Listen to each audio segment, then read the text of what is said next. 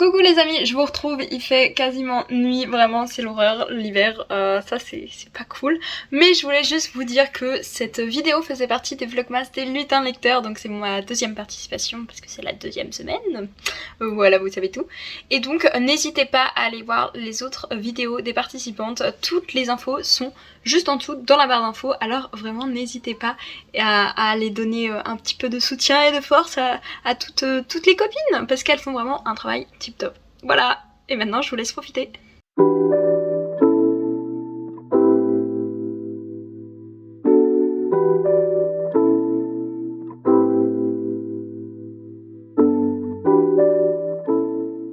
Coucou tout le monde et bienvenue dans un nouveau vlog, oui. Je suis de retour à Lille et je me suis dit que du coup c'était parfait pour recommencer, hein, après le dernier vlog. Je ne sais plus du tout où je m'étais arrêtée, hein, déjà. Mais si, il me semble que c'était la fin des vacances, parce que je vous ai fait un vlog des vacances. Maybe. En tout cas, sur le retour du train, j'ai lu un comic qui était vraiment trop cool. C'est Sabrina, l'apprentie sorcière, qui est sorti aux éditions Glénat. Et je vais vous faire des petits close-up parce que vraiment, ce livre est de toute beauté. Enfin, ce comic. J'aime pas trop l'odeur. Genre, il sent vraiment l'encre et tout. Et c'est pas mon odeur préférée. Mais il y a des illustrations. Elles sont trop belles. Et franchement, c'est un gros point positif. Je l'avais vu sur le vlog, enfin un des vlogs de Alex Bookin en Prada. Et j'avais été vraiment subjuguée par les planches et par l'histoire, et je voulais un truc vraiment witchy en ce moment pour bien clôturer Halloween et tout, et du coup il est parfait et j'attends vraiment du coup avec hâte le tome 2. C'est mignon, c'est sympa, ça casse pas trois pattes à un canard non plus, mais ça fait son taf, donc franchement j'ai plutôt bien aimé ma lecture. Sinon aussi, qu'est-ce qui s'est passé d'autre? J'ai fini aussi le livre perdu des sortilèges pour la LC du club des petites lunettes, et c'était vraiment une très bonne LC et une très bonne lecture aussi. Je vous ferai un avis beaucoup plus détaillé en avis lecture, hein, bien sûr, mais j'ai beaucoup aimé. Même si le milieu était très long, même si Diana des fois j'étais là en mode mais meuf, tout le monde sait que tu es puissante, alors s'il te plaît agis, fais quelque chose là, parce que on n'a pas le temps là, on n'a pas le time, dépêche-toi. Et voilà, donc j'espère que dans le futur, dans les tomes 2 et 3, ça sera beaucoup plus exploité. Je pense très clairement que oui. En plus j'ai adoré la fin et la direction que prend le livre. C'est vraiment un sujet que j'adore et que je ne pensais pas du tout trouver dans ce bouquin, qui est d'ailleurs très Dark Academia. Si vous avez aimé la 9ème maison, je suis sûre que vous aimerez le livre perdu des sortilèges. Genre vraiment, c'est un peu la même vibe avec beaucoup plus de romance, je trouve quand même. Mais c'était vraiment cool si vous voulez de la bitlit avec beaucoup de... pas de la bitlit un peu, j'ai pas envie de dire de bas étage, mais un peu qu'on consomme comme les romances ou New Adult et tout, pas ce genre de bitlit là, vous voyez, je pense que vous voyez, mais je ne veux pas être péjorative ou quoi. Et du coup, si vous voulez vraiment de la bitlit où il y a des références bibliques, des références universitaires et tout, et bien je vous conseille parce que c'était vraiment pas mal. Et si vous aimez la romance aussi, parce que c'est quand même un point non négligeable du bouquin. Enfin voilà, sinon en ce moment j'ai commencé, attendez je vais vous le chercher. J'ai commencé La Guerre du Lotus, le premier tome, Storm Dancer, parce qu'il est dans ma palle du Pumpkin Autumn Challenge qui n'est pas terminé. J'ai vu que là l'Enluminé avait publié sa palle et la présentation du Cold Winter Challenge 2021, mais moi je suis là en mode non, ce n'est pas encore l'hiver, laissez-nous novembre au moins pour terminer cette belle saison qui est l'automne quand même. Et du coup il était dans ma palle et il me tentait beaucoup, donc le voici, le voilà. Franchement je suis assez mitigée par ce début. Je dois être au quoi, je crois que je suis au chapitre 6, un truc comme ça, donc j'ai vraiment pas beaucoup lu. Il me semble que j'ai lu genre une soixantaine, 75 pages, même pas.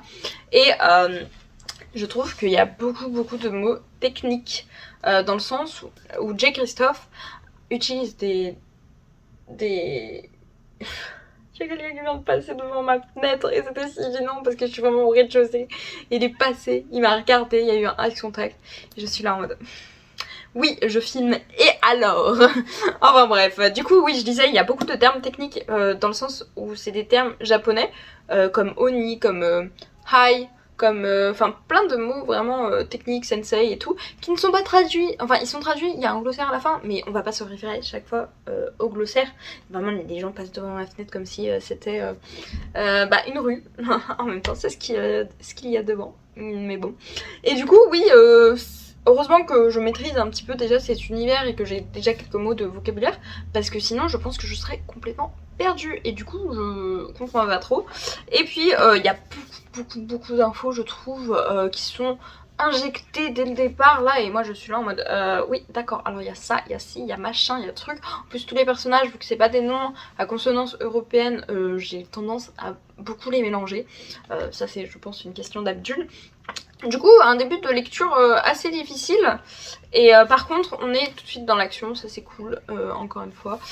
Donc voilà, une quête pour aller chercher un tigre du tonnerre, sauf que c'est une légende. Est-ce qu'ils vont réussir? Est-ce qu'ils vont pas réussir? Voilà, ordre de l'empereur, ils sont obligés d'y aller.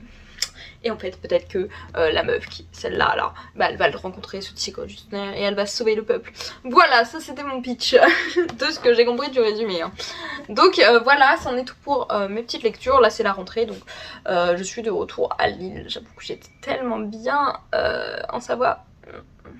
Mais bon, il y a un temps pour tout, et là c'est le temps de l'école, même si j'ai beaucoup de mal à reprendre un rythme. Surtout que ces vacances, j'ai beaucoup joué aux jeux vidéo, et genre Genshin Impact, League of Legends, je vous aime.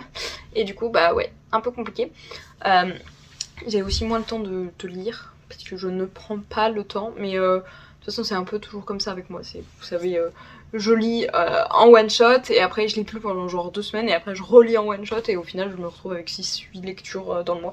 Enfin bref, voilà, en tout cas je ne sais pas trop quoi dire, donc je vais vous laisser et clôturer ce plan parce que j'ai des choses à faire, et que il me semble que déjà j'ai dépassé mon temps pour aller en cours, donc ciao.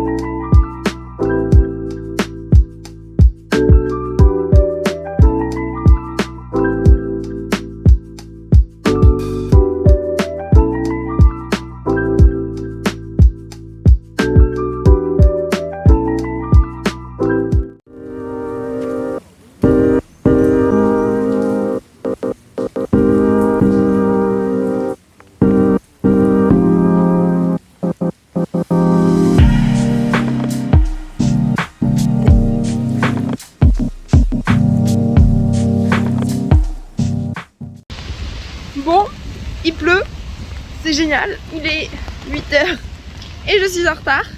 Une bonne journée qui commence en tout cas. Mais je me suis dit que ça pouvait être cool de vous emmener pour une fois un petit peu dans mon quotidien, on va dire, de journaliste.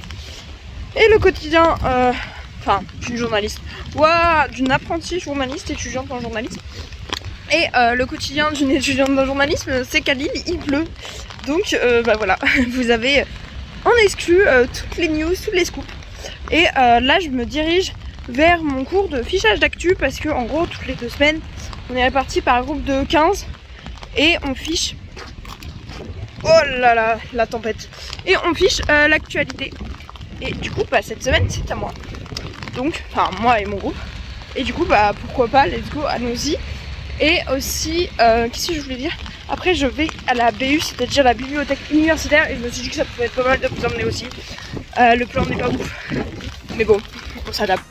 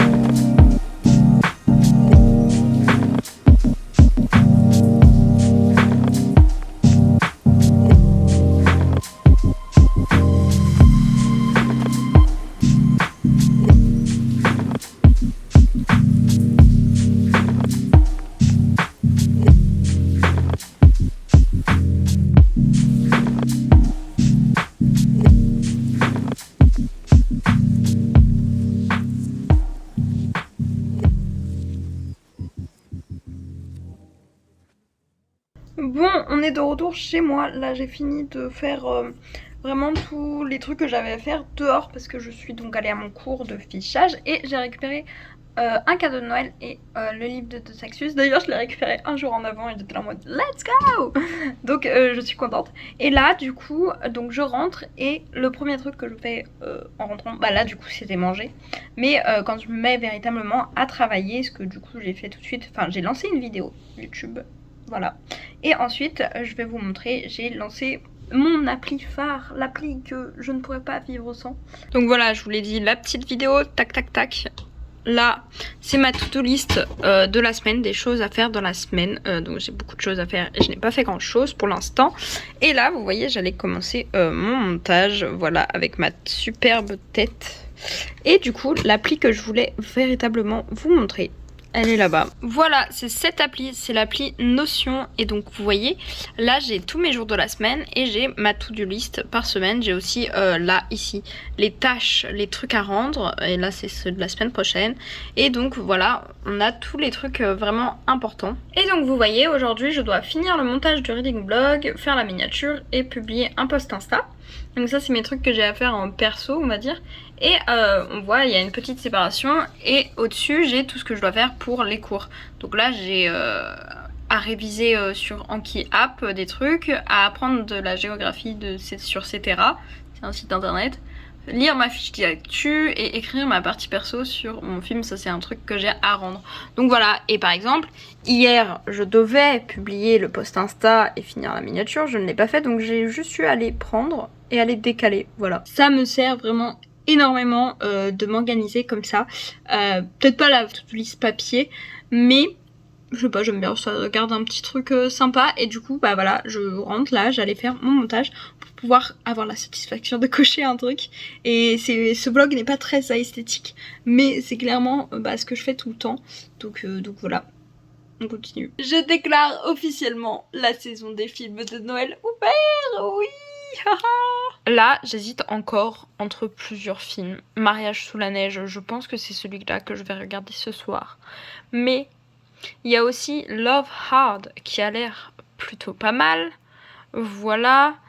Et j'en avais vu un autre. C'était Un Noël à croquer, il me semble. Voilà, je ne sais pas encore, mais il y en a plein. Je sens que Netflix en a remis. Et yes, let's go. Et j'hésitais ce soir à lire Virgin River, mais là j'ai vraiment envie d'un petit film rapide et cool.